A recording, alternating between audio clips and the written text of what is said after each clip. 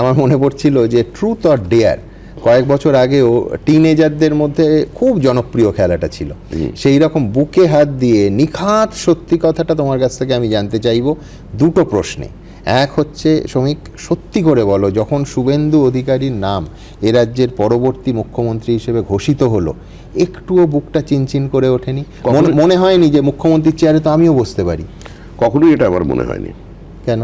শুভেন্দু অধিকারীকে তার আগে হ্যাঁ, মুখ্যমন্ত্রী ও হোক এই আমি কামনা করে ওকে উইশ করেছিলাম। শুভেন্দু অধিকারী জিজ্ঞাসা করবেন তো, শুভেন্দু অধিকারীকে দল সামনে রেখে নির্বাচনী লড়াই করছিল, এবং লড়াইটা একটা সংসদীয় রাজনীতির লড়াই। সে আমাদের বিরোধী দলনেতা ছিল, দুবার সে মুখ্যমন্ত্রীকে হারিয়েছে।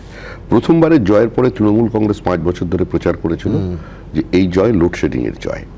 তার পরের বার সে সেখানে গিয়ে দাঁড়িয়ে, একদম তার দুর্গে গিয়ে দাঁড়িয়ে তাকে হারিয়েছে। তো সেই মুখ্যমন্ত্রী হবে না তো কে মুখ্যমন্ত্রী হবে? আমার এখান থেকে সিদ্ধান্তটা পরিষ্কার, এই জুটিটা জমবে। তার কারণ হচ্ছে যে তুমি জানো যে মুখ্যমন্ত্রীর সঙ্গে একাধিকবার শপথ নেওয়ার পরও আমার কথা হয়েছে, আমি যখন নানা বিষয়ে আড্ডা মারছিলাম, বারবার বলছিলেন যে শ্রমিক ভট্টাচার্য নিজে মুখ্যমন্ত্রী হতেই চাননি। এটা তুমি কবে জানিয়েছো? অ্যাকর্ডিং টু শুভেন্দু অধিকারী তুমি মুখ্যমন্ত্রী হতেও চাওনি, তুমি দৌড়ে ছিলেও না। আমি তোমাকেও বলেছি আমি এটা, যে আমার চেহারা দেখেই মনে হয় আমি দৌড়াতে পারবো।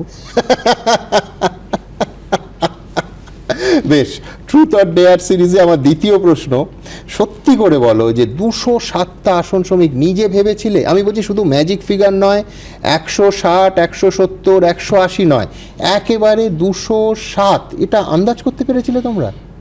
দেখুন, আমার বিশ্বাস ছিল হ্যাঁ, যে যে ওয়েভ চলছিল হ্যাঁ, সেটা যদি আমরা ঠিক দেখে থাকি, হ্যাঁ, তাহলে যদি ঠিকঠাক ইভিএম সেটা ট্রান্সলেট হয়ে থাকে, তাহলে আমরা 190+ আসন পাবো। এটা আমার একটা মনের মধ্যে ছিল, সাহস করে বলতে পারিনি, এটা আমার বিশ্বাস ছিল। কিন্তু যখন ভোট গণনা শুরু হলো, 2 ঘন্টা পেরিয়ে গেছে, তার আগের দিনও রাহুল সিনহা আমাকে বলেছিল 200 পেরোবো আমরা। তা দুজন বসে, বানসালজি আমাদের উপরের ঘরে কাজ করছিলেন, আমি এসে বসলাম আমাদের ওয়ার রুমে। তো আমি বললাম যে রাহুল দা, এ তো যা চলছে তো মনে হচ্ছে 160-70 রুম রেঞ্জ মনে আমি বুঝতে পারছি না। বলে তুমি কিছু বোঝোই না, 200 পেরোবেই।